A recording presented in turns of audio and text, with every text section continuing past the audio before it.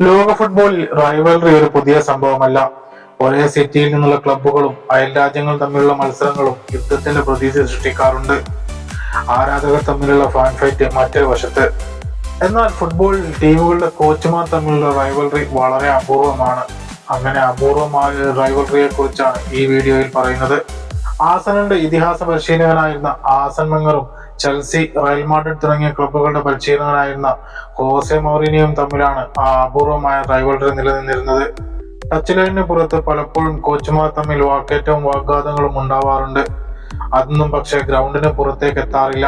Final വിസിലിന് ശേഷമുള്ള ഒരു shake handle എല്ലാം അവസാനിക്കും. എന്നാൽ മൗറിനിയോയുടെയും വെംഗറുടെയും കാര്യത്തിൽ പലപ്പോഴും അത് അതിരുകൾ ലംഘിച്ചു. ചിലപ്പോൾ മര്യാദയുടെ സീമരേഖകൾ വരെ ഭേദിച്ചു. 1996 മുതൽ 2018 വരെ നീണ്ട 22 വർഷത്തെ കരിയറാണ് ആർസൻ വെംഗർക്ക് ആഴ്സണലിലുള്ളത്. 3 പ്രീമിയർ ലീഗ് കിരീടങ്ങളും 7 FA കപ്പുമാണ് ഈ കാലയളവിൽ ആർസൻ വെംഗർ ആഴ്സണലായി നേടിയത്.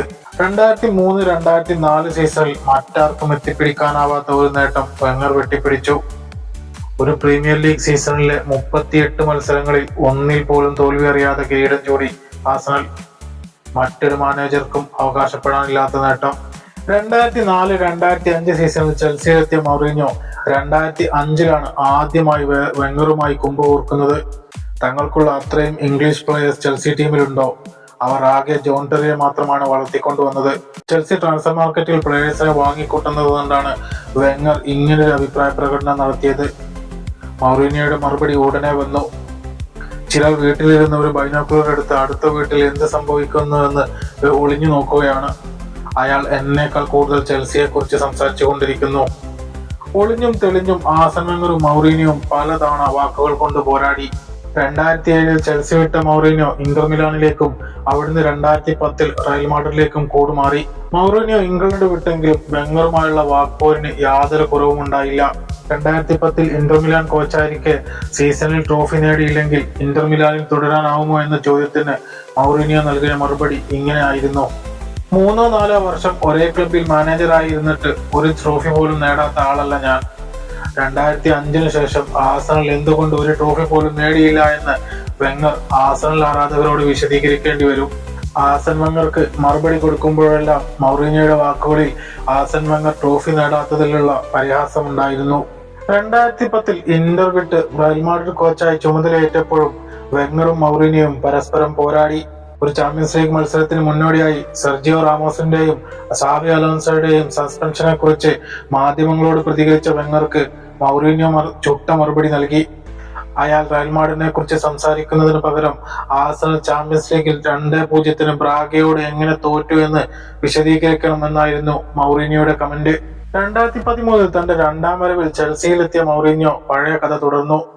2014 ഒക്ടോബർ 5-ന് സ്റ്റാംഫോർഡ് ബ്രിഡ്ജിൽ ആർസണലിനെ 2 ഗോളിന് ചെൽസി തോൽപ്പിച്ച മത്സരത്തിൽ ഇരു മാനേജർമാർ തമ്മിൽ അതിരുകൾ ലംഘിച്ച് കയ്യാങ്കളിയിലേക്ക് എത്തി. മത്സരത്തിനിടെ ഗാരി കാഹിൽ അലക്സ് സാഞ്ചസിനെ ഫൗൾ ചെയ്തതിൽ പ്രകോപിതനായ വെംഗർ മൗറിനിയോയുടെ അടുത്തേക്കെത്തി അദ്ദേഹത്തെ പിടിച്ചു തള്ളി. ഓടിയെത്തിയ ഒഫീഷ്യൽസ് 2 പേരെയും പിടിച്ചു മാറ്റി. 2014 ചെൽസിയുടെ ഡിഫൻസീവ് കളിയെ വിമർശിച്ച വെംഗർക്ക് മൗറിനിയോയുടെ മറുപടി കുറച്ച് കടുപ്പത്തിലായിരുന്നു. 8 വർഷത്തിൽ ഒരു ട്രോഫി പോലും നേടാനാവാത്ത അദ്ദേഹം തോൽവിയിൽ സ്പെഷ്യലൈസ് ചെയ്ത ആളാണ്. ഞാൻ ഒരിക്കലും അങ്ങനെയല്ല. ചെൽസിയിൽ എന്റെ പെർഫോമൻസ് അങ്ങനെ ആയിരുന്നെങ്കിൽ ഞാൻ ലണ്ടനിൽ നിന്നും എന്നേ സ്ഥലം കാലിയാക്കുമായിരുന്നു. കിട്ടുന്ന അവസരങ്ങളിലെല്ലാം തന്റെ വാക്ചാതുര്യം കൊണ്ട് മൗറിനിയോ വെംഗറെ കടന്നാക്രമിച്ചു.